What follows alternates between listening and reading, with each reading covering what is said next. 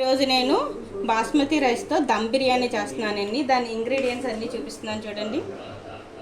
All garam masala, బఠానీ, పుదీనా, కరివేపాకు, కొత్తిమీర, ఇది ఫలావాకు, రాతి పువ్వు అంటారు కదండి అది. ఇది దమ్కి సంబంధించిన చికెన్, ఇది ఫ్రైకి సంబంధించిన చికెన్. కొబ్బరి పాలు వేసి చేస్తున్నానండి చికెన్ దమ్ బిర్యానీ. కొబ్బరి పాలు మిక్సీ పట్టి తీసేసి రెడీగా ఉంచాను. సరిపడినంత ఆయిల్ వేసుకోండి. నెయ్యి కూడా ఉంటే వేసుకోండి, చాలా బాగుంటుంది నెయ్యితో. ఆల్ గరం మసాలా ఫస్ట్ వేసి వేపేసుకుందాం. ఇవన్నీ కూడా ఒకదాని తర్వాత ఒకటి వేసి వేపేసుకోవాలి. మిగిలిన ఇంగ్రీడియంట్స్ అన్నీ వేసేస్తున్నానండి.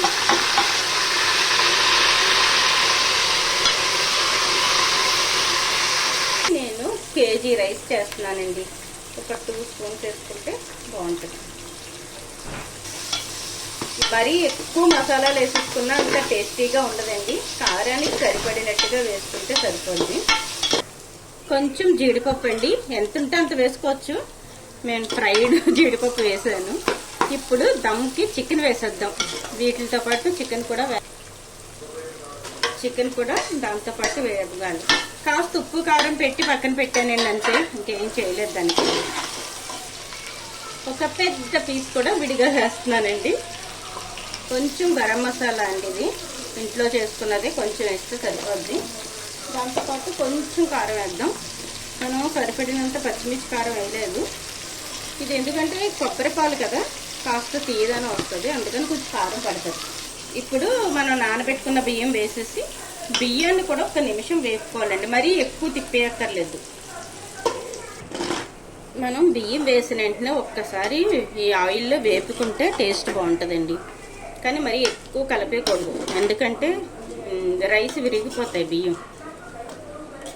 మనం ఇంతకుముందు ఉప్పు వేయలేదండి, ఇప్పుడు వేసుకుంటున్నాం. సరిపడినంత ఉప్పు వేసేసుకుని టేస్ట్ చూసుకుని పెట్టాలి కుక్కర్కి మూత. ఇప్పుడు నేను 4.5 గ్లాసులు బియ్యం వేసానండి.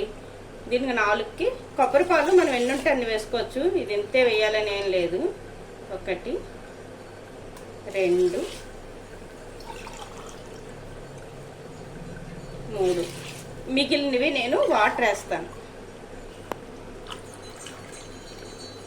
4 ఇది ఇంకా మిగిలినది వాటర్ వేసేసుకుంటున్నాం. 5 6 7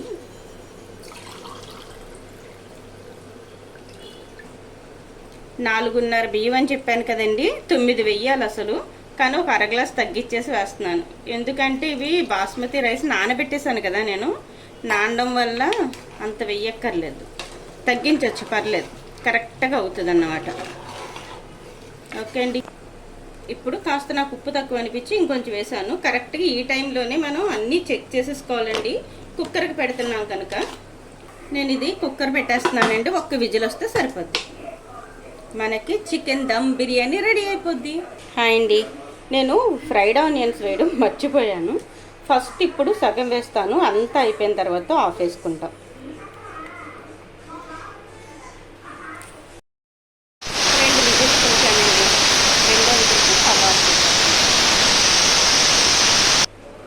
మనకి విజిల్స్ అయిపోయాయి, ఎయిర్ అయిపోయాయి. చూడండి, కుక్కర్లో పెడితే ఫస్ట్ అలాగే ఉంటుంది.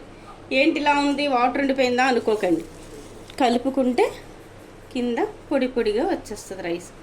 చూసారా, ఇది మన చికెన్ దమ్ బిర్యానీ రెడీ.